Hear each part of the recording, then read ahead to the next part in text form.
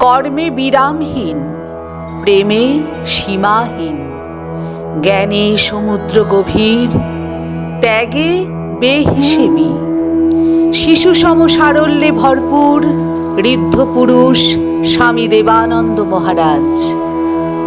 যুগের পর যুগ ধরে বদ্ধতার বাইরে গিয়ে মানুষকে ভালো থাকার অনুপ্রেরণা দিয়ে চলেছেন তার অমৃত সঙ্গীত, অমৃত বাণী ও দিব্য কথার মাধ্যমে। তার ভাবনায় ভাবিত হয়ে লক্ষ লক্ষ মানুষ অনুপ্রাণিত, উপকৃত।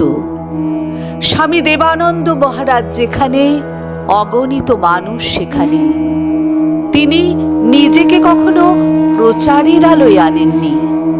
দেশ বিদেশের একাধিক সমাজসেবামূলক কাজের প্রচারে কেবলমাত্র স্বামী দেবানন্দ আশ্রম সেন্ট্রাল নামক ফেসবুক পেজটি পরিষেবা দিয়ে থাকে।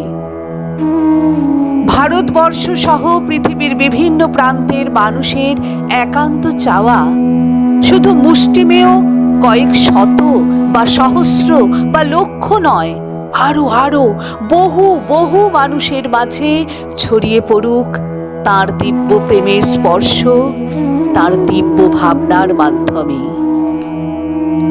তাই তো অগণিত ভক্ত বাবা মায়ের অনুনয় বিনয়, আকুতি ব্যাকুলতায় সাড়া দিয়ে স্বামী দেবানন্দ মহারাজ দিব্য সঙ্গ নামক ইউটিউব চ্যানেল সম্প্রচারের সম্মতি দিয়েছেন।